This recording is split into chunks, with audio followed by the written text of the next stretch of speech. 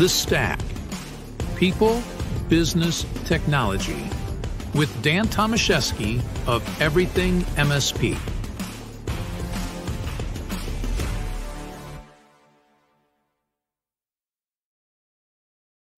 Hello, everybody. Dan Tomaszewski here. Hope you're doing well. It's a beautiful day here in Michigan, and we are live for this week's recording of The Stack, where we focus on people, business, and technology.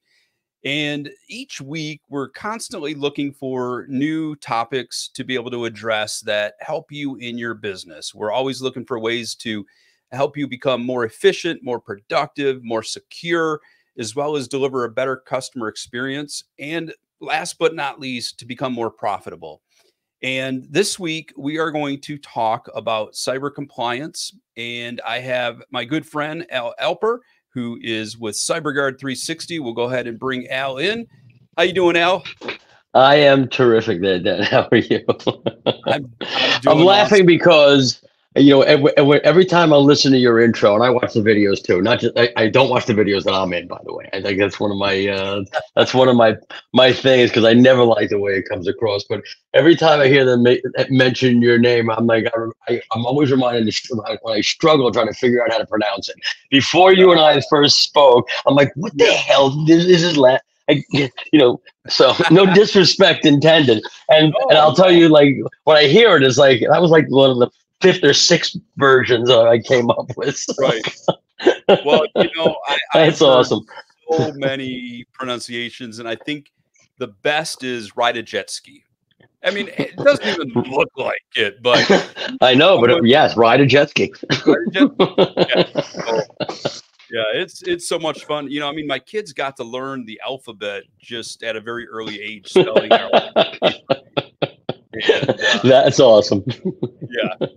So yeah, we are here. I always enjoy our discussions because, you know, they're thought provoking, right? You know, and I mean, we are in an industry that there's nothing simple about it, and you know, it's not black and white. There's many shades of gray in between, and you know, it is up to us to be able to clear through the clutter, to identify what are the most important things that we need to focus our time on as MSPs, to be able to provide the best possible service and protection for our clients. And it's not easy because it's continuously a moving target, right? Yeah, so I couldn't agree with that more. And I think it's a continuously moving target. And I think that the vendor community, of which I'm a member, creates additional noise that makes it worse for the MSPs. I mean, you know, too many vendors, and I don't name names. And you and I have spoken about this on more than one occasion. Like, I don't call out any vendors. I respect my brothers and sisters throughout the channel, but you know, too many vendors, you know, lay claim to an easy button that just doesn't exist. Right. Or lay claim to, you know, fantasies of riches to be had if you just did X, Y, and Z. And it's just, you know, at the risk of cussing, it's bull sugar, right? I mean, it's just it's not. I was close. You're close. It's just not real. I mean, everything you have to untangle the noise of your customer and prospect community, and then untangle the noise of the vendor community to figure out what the hell it is you need to do and using what tools. And it's chaotic. I don't envy today's MSP, frankly. And I say that also, you know, having a hat in that world still to some degree. Yeah. So I don't envy it at all. It's a tough place to be. Well, I mean, we were having a legal discussion on this just a few days ago, and the big thing is when we take a look at the liability that we as MSPs have on our shoulders, it's just, you just can't even describe it. I mean, we are taking on so much liability in what we do as MSPs to provide, you know, technology services, and most importantly, the cybersecurity side, in helping to protect them. And whether there's regulation or not, the liability is tremendous. So that's I talk about that topic a lot too. I talk about a lot of things a lot, as you'll come to find out, right? The when the community shifted to cybersecurity, what was that, 7 years ago, maybe in earnest 6 or 7 years ago, started really Sure. 8 to 10 years ago. I don't think I think two things are true. It comes back to my first statement, right? The vendor community jumped on the bandwagon. Everybody and their mother sells cybersecurity. And even if they're selling something called documentation, they call it cybersecurity, right? I'm not sure how that works, but let's leave that alone for a minute. Right. The problem becomes is that everybody sells cybersecurity, but they don't tell you what that means in the eyes of the law. And so, if I'll use a very simple example, when there was a breach that came by way of a vendor's tool, and there's been plenty of them, so I'm not picking on any vendor. I mean, off the top of my head, I can name 8, and I literally could, and I'm not going to. So the point is that when there was a breach that came by way of the tool, the vendor was liable, the MSP was liable, and any ambulance chasing attorney, I don't mean that in a disrespectful way, there's just a litany of them, worth their salt, found anybody of consequence who was impacted and said, let's go after them. Right. And if you don't have your I's dotted, your T's crossed, and clearly spell out, now I'm not an attorney and I don't even play one on TV, but I know enough that if you don't detail in your agreement what you don't cover and what you don't do, the assumption of a liability is on you. And there's an awesome attorney to the MSP community, Brad Gross. If you haven't had him on, you should. I think you have. I think I've seen that. I mean, I'm just preaching what he's said all along as well. I mean, I didn't invent it. He didn't invent it. I'm sure he says it better than I do. But the I's you dot and T's you cross must include what you don't do or don't cover, or by definition you do. Especially when you say we cover your, in the words of another vendor, we cover your staff. Right? Be careful. Right. Be careful with that statement. You better say what you're not covering. So anyway, it's interesting. Yeah, I mean, Brad was just on in one of the discussions that or one of the questions I had for him was regarding the House of Cards. What percentage of MSPs would you say,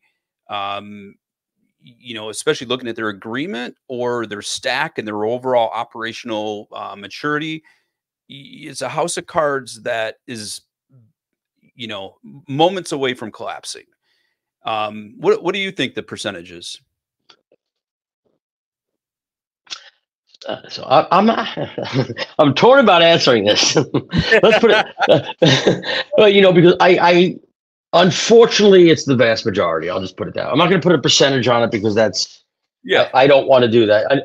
I've seen, I'll use some examples on the MSP side of my life. Over the course of the last, I don't know, decade, we've acquired many, right? On the MSP side. Not a single one that we acquired had fully vetted their stack, tweaked their stack, protected their stack, secured it. I mean, there's not a single one of them. So in the universe where we've gone through the acquisition of MSP, so I can speak to them with authority and not project onto other MSPs in this call, none of them had done, at least in my opinion. Now I'm a cyber compliance guy, so I look at things differently, right?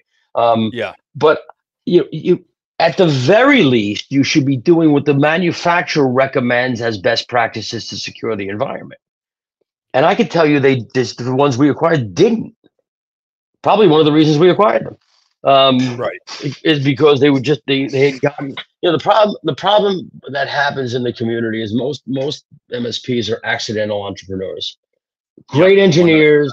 A couple of people started using them. They told 2 friends. Remember the Clairol commercial? They told 2 friends, and they told 2 friends, and so on. I mean, that's what happened. All of a sudden, they're running a business, and they're awesome engineers that just never got out from behind the the steering wheel of operations to look back and say, okay, I've got all these tools in place.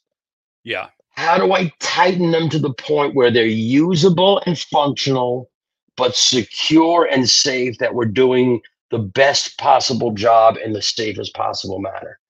And It's a by the double-edged way, sword. I'll tell you what else. Now, if you're doing it and you haven't buttoned it, that's a liability hole. Right. Because you do have an obligation when you're employing tools to ensure that those tools are safe and secure. Because your negligence and now I'm talking like an attorney. Ask Brad, don't ask me. How's that? Yeah. And you can't claim ignorance. I mean, that is not going to work. When you think about those crossing the T's and dotting the I's, I mean, think about how many, if you were to take a piece of paper and if you were to go into Word and you were just to type in IT, and put in 5-point font and have it go down many pages, those are all the I's and T's, that we have to dot and cross. I mean, there is so much that the fear is always, what am I missing? 100%. How do you, especially when we're dealing with different environments, it's not like we're corporate IT where we know exactly, what the line of business is. It's one environment.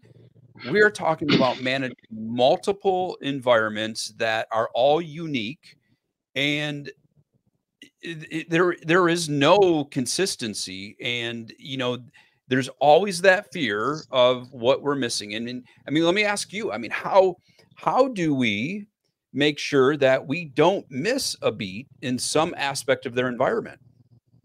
So if I had the answer to that question, I would be the 800-pound gorilla in the room. I mean, Yeah. You don't know what you don't know. Right. And I don't care who it is. You don't know what you don't know. And what you can do is stick with a suite of tools, become hyper conversant in them, standardize on what an environment should look like. There's no better way to minimize the problems, the accidents, the mistakes, and the holes in the attack surface than having something called an SOP that everybody on this call should know what that means. And if you don't, I'm telling you now, it's a standard operating procedure. This is how we do business, and only how we do. Right. Why are cardiothoracic surgeons better? I don't want to say better. Why do you go to them for heart surgery and not your general practitioner? Because the cardiothoracic surgeon knows the heart better than any other medical practitioner. It's what they do all day, every day. That's their SOP. They specialize on this. If you build a configuration suite around what a network should look like, what a system should look like, what a switch should be configured to do, what a firewall's configuration file and that's all you do, you become an expert in that, and you shrink the attack surface through your expertise. And when I say the attack surface, I'm not just talking the way the bad guys get in. I'm talking about the mistakes happen, the way accidents happen. And you can significantly decrease the hole in your attack surface and increase the stability of your networks and your customers. And in fact, over the long term, increase your relationship with them. That's probably the single biggest and most important piece of advice that I could give you in that. Standardize and don't deviate. If you deviate, it becomes a deviant system. And now you have problems. Big ones. Stay in your lane. Yeah, stay in your lane, stick to your core. Don't try to be everything to everybody. We've had these conversations actually just recently, as well as, everybody's so eager for bringing in revenue that they'll take anything on. And you got to determine what is a good client, what's not a good client. And I'm not talking about, hey, they're they're committed to technology and they're going to make investments. I'm talking about, do they have, needs within their technology that are outside of your core. And that if you take that on, you are putting yourself at even further risk of disaster. And, just because you can doesn't mean you should. That's advice that a business mentor had given to me many years ago, and I stick to that. But one of my favorite sayings. Yeah, if it's outside your wheelhouse, find somebody that does that for a living. Partner with them, preferably in a white label fashion. If you're afraid of not having your brand in front of your clients, and by the way, there's nothing to be afraid of in that. If you do what you do well and you partner with the right person or company that does it well, you're not going to have to ever worry about them cross-pollinating. So I wouldn't worry too much about that, but definitely stay in your lane. I use that term all the time. Just because you can doesn't mean you should. Yep. So let me ask this. Every time that we look in the news, every time we look in forums, what is the big term? AI. And, at first I thought they were, it was AL. I thought everybody was talking about Al, right? And I'm like, man, I'm reading the screen. It says Al. I know. I'm like, AI Alper. AI Alper. I mean, you should actually change your name to AI. Right? What do you mean? It is AI. It is. But everywhere we look, AI is dominating the conversation. Should it be? So that's a tough question to answer, but let me answer slightly different, but in the context of what we were just talking about. Okay. I would argue that most people who watch this, I don't think we're live. I think we're recording, right? So I think most people that watch this, when they click on that on your site, are using AI in some form or fashion in their organization. Probably not as much as they should. And I can give you stories of the way we use it that basically we recapture some 75% of some of our team's time, which is an extraordinary amount of time recapture, which equals an extraordinary amount of money. But I'll come back to that. But I would argue that what they're doing is they're actually increasing the hole in their attack surface because they're not using it properly.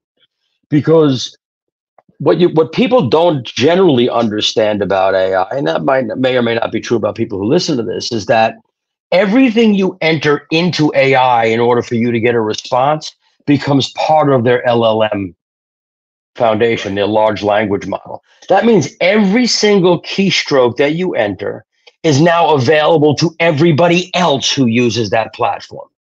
Right. And so if you enter some client name in that AI engine, you've just exposed that client name to everybody who uses that engine. ChatGPT, Gemini, Claude, you pick your poison, right? And so and I know people who have done that and then asked me, hey, did you think? I'm like, don't ever do that again. Like they've asked, like, is there any personal information about that? And all of a sudden you have name, company name. Maybe sometimes if you're teasing a prompt, you would say, ask me 5 more questions to help you better understand what I'm looking for. By the way, if you're doing a prompt, it's a great way to have that prompt refine itself. So I strongly encourage you to consider that. But one of the questions it's going to ask you is, what city did they live in? When were they born? Those are actually considered PII in the states of California, the states of New York, the states of Virginia, the DMV corridor. If anybody who knows it, I'm not talking about the Department of Motor Vehicles. But there are many, many states and countries where the information you're now putting in is considered PII. And what you're doing is you've now created a serious hole in your attack surface, because when that pops up, if it gets tethered back to you, you are now the cause of a breach. Yeah. So PII, AI is anyway. I went off on a bit of a tangent, but I'll just come back to your question.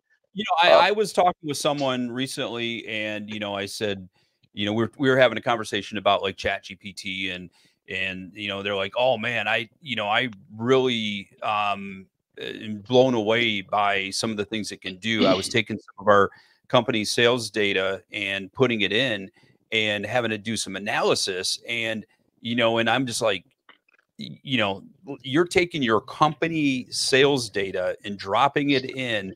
I mean, I'm lost for words, right? You know, 100%. Like, what? Can you repeat that? You know, put it on the billboard in Times Square. Yes, you might as well. Yeah.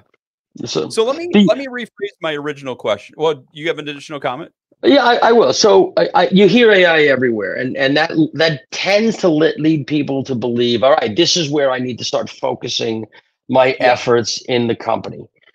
I would say maybe is the best answer I could give you when people ask you that question, because I look at AI and I also look at the way we use it, because we've explored it from the jump, and I really spent a lot of time on it.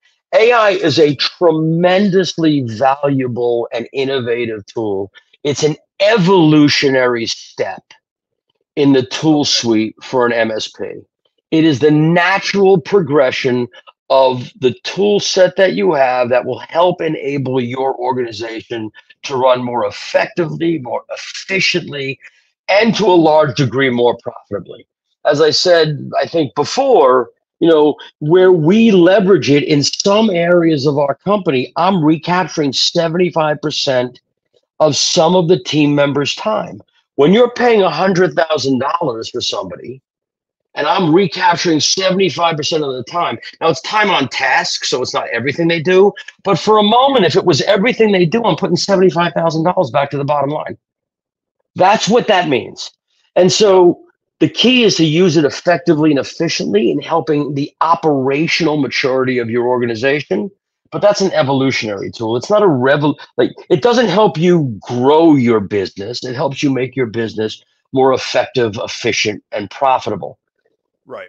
Whereas other things, you know, like I'm a big proponent of cyber compliance. I've said it before on this show. I've said it everywhere I go. I feel like someone called me the preacher the other day. I literally feel like I stand on my soapbox and preach this all the time. I truly believe that if you want to grow your MSP, not just be more profitable, if you want to grow your MSP, the next big thing is cyber compliance. It just is. I mean, it's a revolutionary change in the MSP landscape, not an evolutionary change. The AI is an evolution. Both are critically important, in my opinion. One makes you more effective, efficient, and in the long run, more profitable with your existing clients, your existing target market. The other opens up a world of opportunities that you can't begin to imagine how broad and how deep. 33.3 million small businesses in this country, 28 plus million of them must be compliant. $11 trillion is the size of that economy. That's how big the compliance space is. It's bigger than the cybersecurity thing everybody jumped on 5, 6, 7, 8 years ago. It's much bigger than that. It's not just CMMC, FTC, PCI. It's DFS. It's CCPA. It's Tax 7. It's Ohio 31. I mean, I can give you it's insurance. It's safe. Anyway. It's huge. We have one of our partners. This is how big it is. One of our partners. They are about the size of an average MSP, about the size. I'm not going to name names or name their size, but if you Google the average size of an MSP, you'll quickly find out what that is. They are on the verge of 10xing their business in a year since launching a cyber compliance space. Why? Okay. Because when they went to market after 9 months of work, when they went to market, because they were the only company in their area offering compliance solutions, they're inbound. They've got people walk through the front door and say, "Tell me more." And now they're sitting in front of millions and millions of dollars of opportunity that they're quoting on. Not just that's possible, but they're actually quoting on it that a bank just walked through their door. Wow. A bank. How many MSPs have banks walk through their door, literally begging them to give them a quote on how to make them compliant? That's how big that tells you the appetite that's out there. And it's an appetite because nobody's filling the need. And it's not a one and done. I mean, it doesn't go away, right? I mean, it's just, it is evergreen is the term. It's evergreen, and it is deep, and nothing's stickier, by the way. If you think about cybersecurity, whenever we're going to offer cybersecurity, great. Now everybody offers cybersecurity. And how are you any different? You know, in my company, we use a term called the sea of sameness. Vendors teach MSPs how to all look the same by using the same product in the same way, using the same if they're subscribing to a marketing community, they're all sending out the same marketing literature. They're Control V, Control C, Control V MSP, Control C. Maybe that should be the name of the next MSP. Control C, Control V.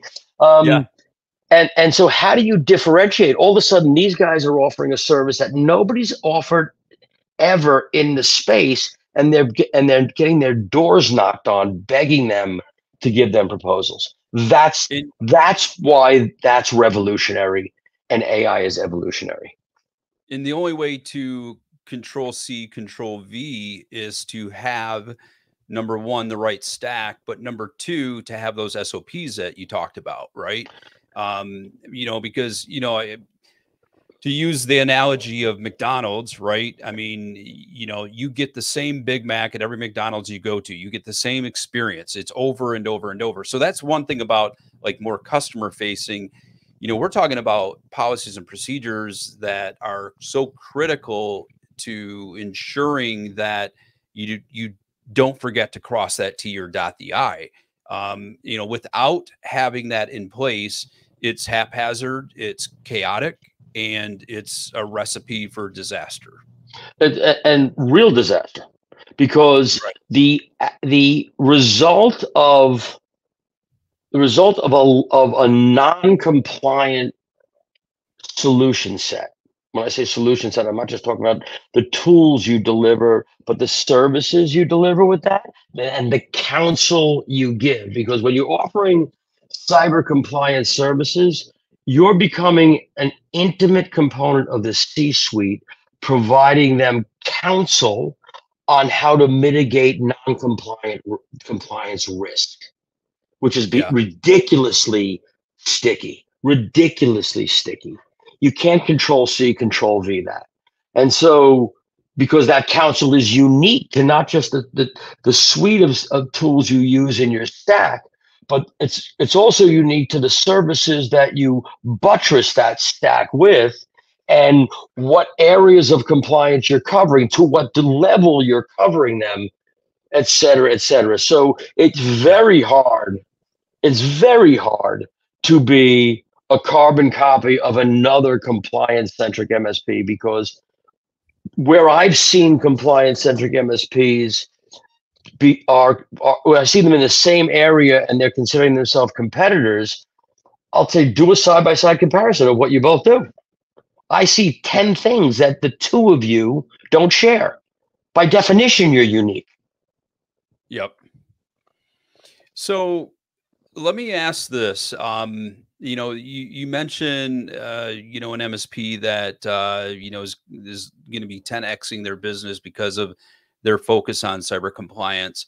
Not every MSP out there is doing that and focused on that. Do you think that MSPs and also prospective clients and clients truly, you know, care about cyber compliance? Or is this something that, you know, we're just at the beginning stages of it and it's going to continue to evolve in both the MSPs and the clients and prospects will continue to increase their concern and care for it? So that's a great question. I would say that I'm going to answer this in two parts, by the way. Okay. In the first part, broadly, prospects and clients care about cyber compliance about as much as they care about IT services. Okay. Broadly. Yeah. Now you start to get into niches. Now every business needs some element of cyber compliance. And I'll come back to that at the end of the second half, right? You get into niches where compliance is in their face.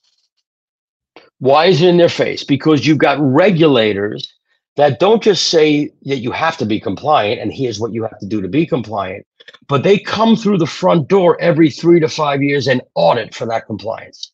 It is in your face mandatory. Forced. And if they're not cyber compliant, they'll be given something called an adverse action. That is the terminology in regulatory audit speak. They will get an adverse action. Depending on the size of the scale is probably a more accurate word, of non-compliance, that adverse action could be anything as small as a warning up to, and we've seen multi-million-dollar fines. And so first of all, you just don't know, right? And so the low-hanging fruit in the discussion is identifying organizations that must be compliant and are audited. And there are 47 states where that happens in today. That there are verticals in that state, 47. There are 47 states where there are verticals in those states that are audited on a regular schedule. Now that matters because now it creates regular urgency, and now they know they need it. They absolutely need it. So that's the first. So that's the first piece. That doesn't happen in IT services, by the way. There is not a single industry that says we have to have IT services coming to check us out. Just doesn't happen, right? So that's why I said broadly it's about the same. But you've got other forms of regulatory oversight. I'm going to use that term very loosely. That says you have to be compliant, but nobody really checks. And so you've got states like, I'll use Connecticut where we are. Connecticut has something called the informal term is the safe harbor law. The safe harbor law says that if you have a breach and you can prove that you had controls in place and regularly monitored for their effectiveness, you can't be sued for punitive damages. You're shielded from punitive damages, so that if you have a breach and Bob's data gets out on the World Wide Web because of you, all of I'm gonna say health records, but then people think HIPAA. I'm not going to use health records. All of their banking information gets out on the World Wide Web. Everything, credit card numbers, bank account numbers, everything's on the web, and it came from your company. If you can prove, in the state of Connecticut, you can prove that you had cyber controls in place, they cannot sue you for punitive damages. That's huge. That is. Now, why is that huge, and why is that different? Why is that huge compared to IT services? IT services says, listen, we're going to make sure your systems run smoothly, securely, efficiently. You'll be productive. Everybody says that, by the way. But nothing you just said says they're going to protect you from a lawsuit. Cyber compliance around safe harbor law says we're going to protect your SaaS from lawsuits. That's a huge differentiator in terms of sales. So you do have a lift relative to educating them, because not everybody knows about the safe harbor law. But when you can literally take a torn page out of a statute that says you can't be sued for punitive damages if you do these things and can prove it, and somebody comes in and says, here's a solution that's going to guarantee you can't be sued. And I'm using the term guarantee with an emboldened and underlined, by the way, which most MSPs shouldn't use from a services perspective. Why am I using it? Because the regulation says what you must do. And as long as you're doing that, you can guarantee they can't be sued. Right? And so you say, here's your regulation. This is what they say you have to do and you can't be sued. I'm going to do all of that, and I'm going to guarantee you can't be sued.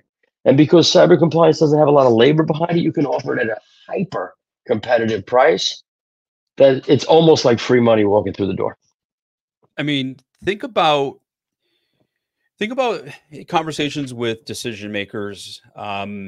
It's always a challenging process to really capture their undivided attention, right? You know, because we're talking about something that they don't necessarily understand, don't necessarily care about. And but if you're having the conversation that you just had, as far as being able to protect them from, you know, from a lawsuit, you've grabbed their attention in a way that you can't grab any other way. 100%. Yeah. I mean, think about what we call a BRR, a business risk review. We don't call it a QBR or a TBR, right? Yeah. Think about that conversation. Like, listen, we're going to review what we've been doing to ensure you're not going to get sued. Right. We've been patching, and if you look at a cyber compliance solution, 60 to 70% of it is your existing IT stack. Right. Literally. You have to have an RMM. You have to be doing patching. You have to have a firewall with UTM services. You have to have endpoint protection. You have to have email protection. You have to have encryption at rest and in transit. You have to, I can go down the list, by the way. All of that's in your existing IT stack. You're doing it today.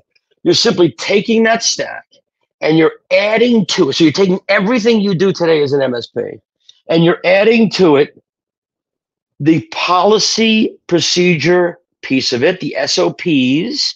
So what compliance is what cyber compliance is everything you do as an MSP, documenting how you do it and for whom. That's a policy. How you do it is the SOP. And then you need an audit that shows that you've been doing it.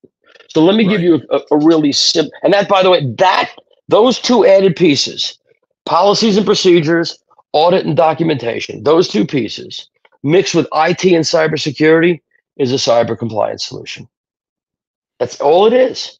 And most MSPs do 80+% of it today. They're not fully documenting everything they do by way of policy and standard operating procedure. And they're not auditing what they do by way of an audit trail and ensuring what they're doing, at least not in documented proof of that. And when they start doing both of those things, they're in the cyber compliance. So let me give you a quick example. I know I'm meandering on, so you can tell me to shut up at any point in time.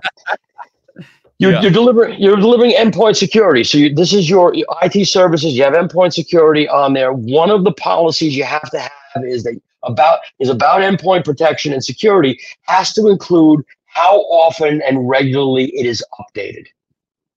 Okay. Right? And so the policy says we update in real time as new signatures become available. Yep. It's on an automated basis by our vendor, and you insert vendor name here. So you insert the vendor name, right? So now you've got that. Your SOP says you've turned on automatic updating. How do you document that? Well, I'll use the experience I've had in my MSP life. We use Sophos and endpoint protection. We have it send an email alert when a new signature is available and a new signature has updated and when a new signature has failed. Okay. They all automatically get emailed to our PSA. We use ConnectWise. Yep. We have workflow in ConnectWise that says, if the summary line says this, automatically close the ticket. If not, put it on this service board and give it depending on what it is, give it a priority of A, B, or C. It doesn't particularly matter what that is.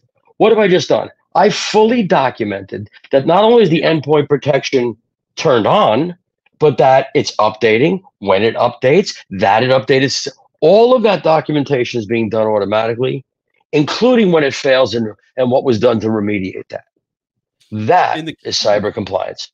Yeah, and I think the key is that automation of being able to, I don't necessarily want to say self-heal, but self-close those tickets that meet certain criteria. I mean, because otherwise, you'll be overloaded, right? I mean, there's just you'll need an FTE just to just to keep track of all the noise of Right. things that can be closed automatically. 100%. You need automation.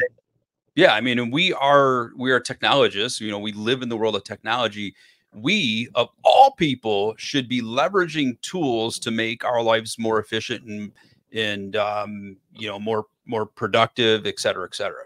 100%. 100%. And the beauty of it is that most of the tools out there today, most of the tools that MSPs use, if I look at sort of the top 3 to 5 vendors in all of the categories of tools that MSP use, and I pay attention to these things, they all have an element of automation in them. Right. An element of automation, an element of automation that will allow you to do exactly what I just used as an example. You just have, this goes back to what I said earlier, though. You have to invest the time to configure and secure them.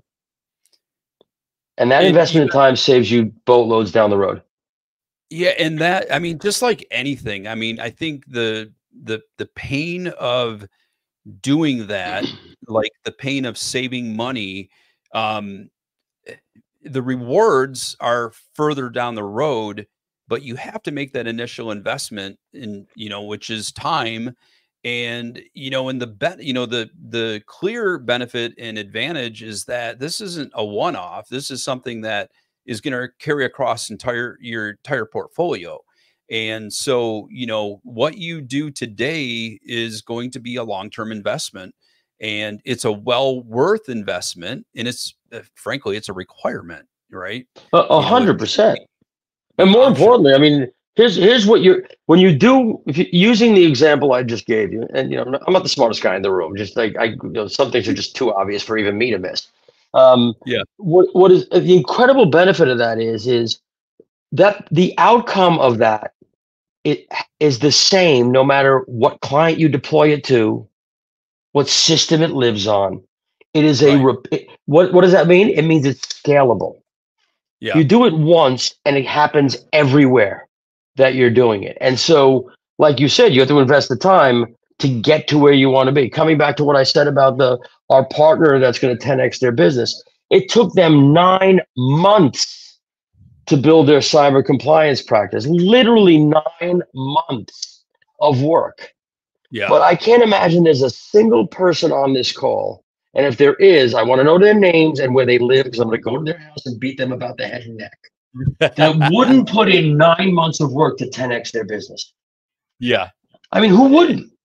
Exactly. Yeah. And so that's same thing with what I just said. If you don't invest the time to automate, that means every time a ticket comes in, you have to look at it, make a determination of whether it should be closed or not, close it when it's an obvious success. And but I mean, who wants to waste that time?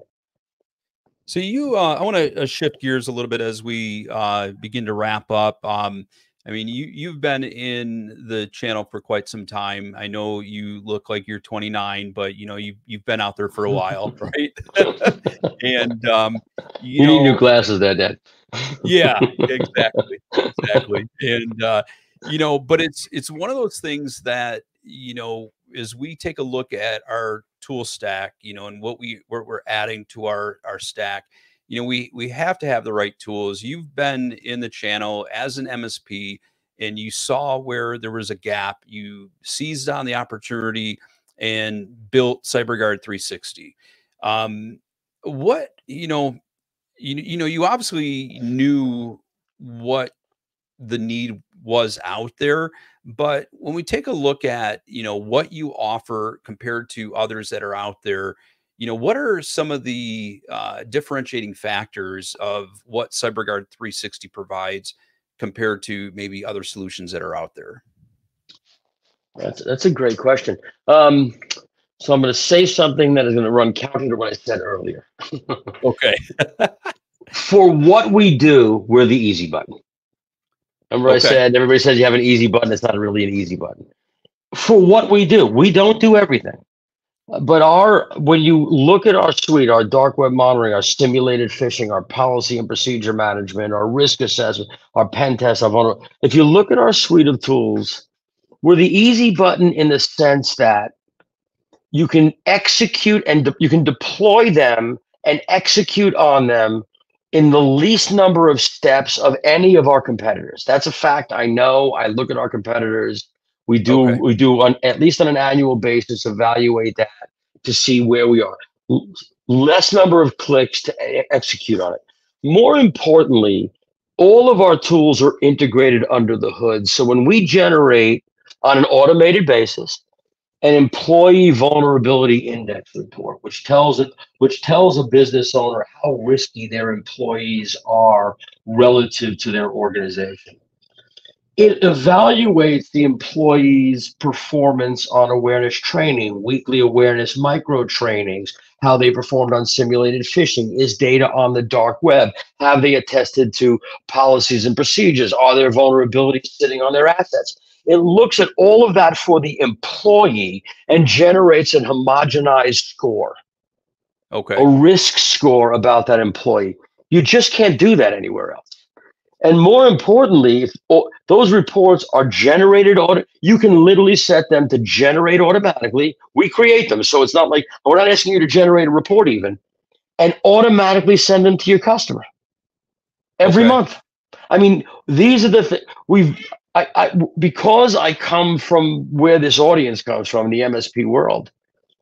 The last thing I want to do is have an engineer wasting time in a vendor's dashboard.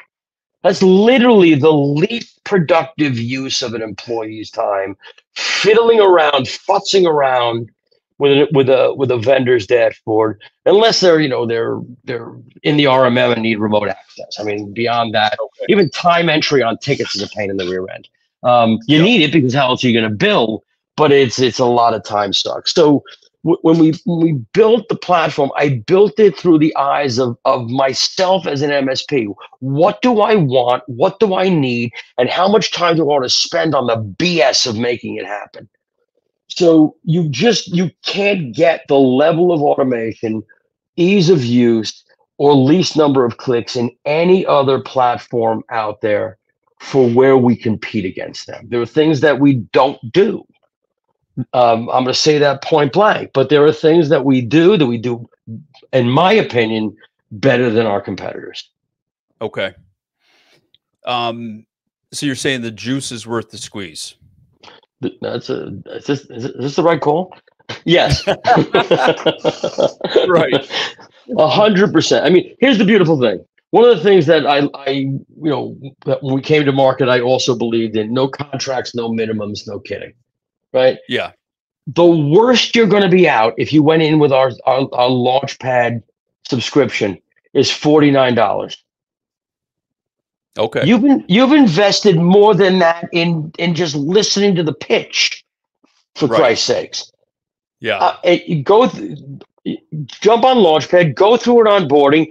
If I'm full of crap, cancel. If you're really upset because you think I snowed you, send me an email and I'll refund you. Like, it just, I know what we can do. Our best salespeople are our competition, literally, because people come to us from them like, oh wow, this is so much easier. Yeah, I know. You've heard me say it for 5 years. Like, what took you so long? Right. So, anyway, so it's absolutely worth the squeeze. Excellent. I'm going to go ahead and throw a link across the screen.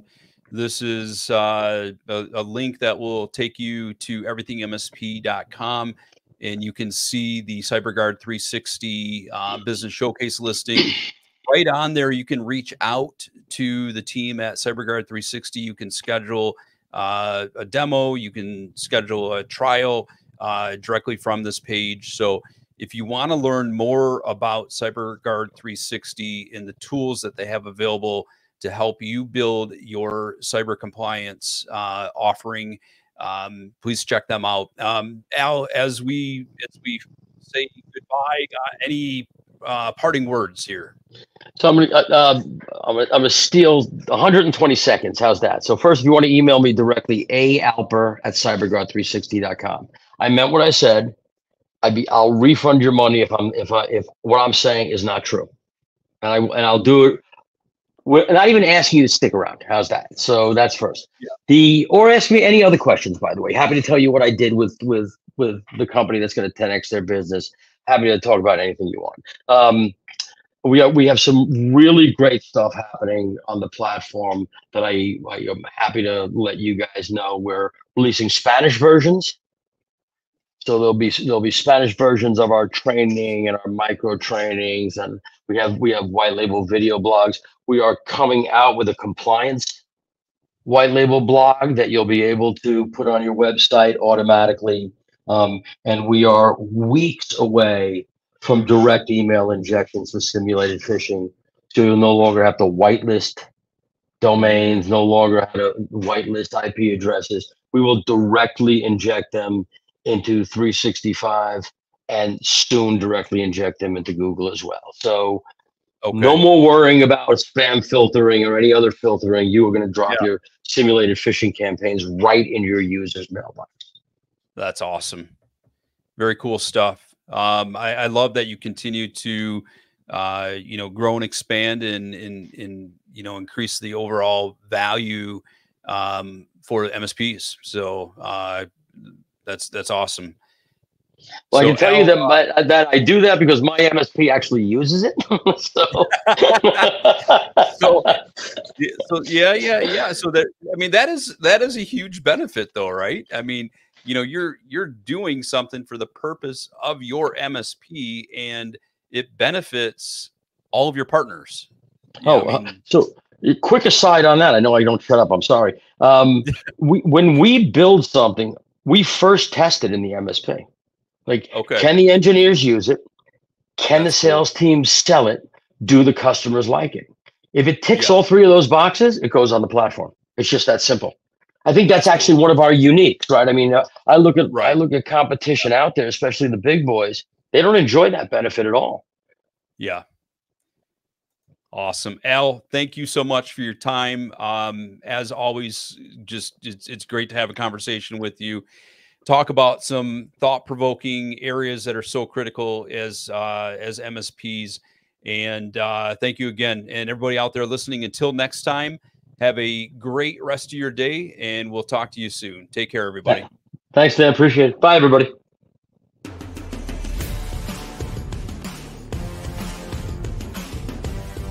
Thank you for listening to The Stack.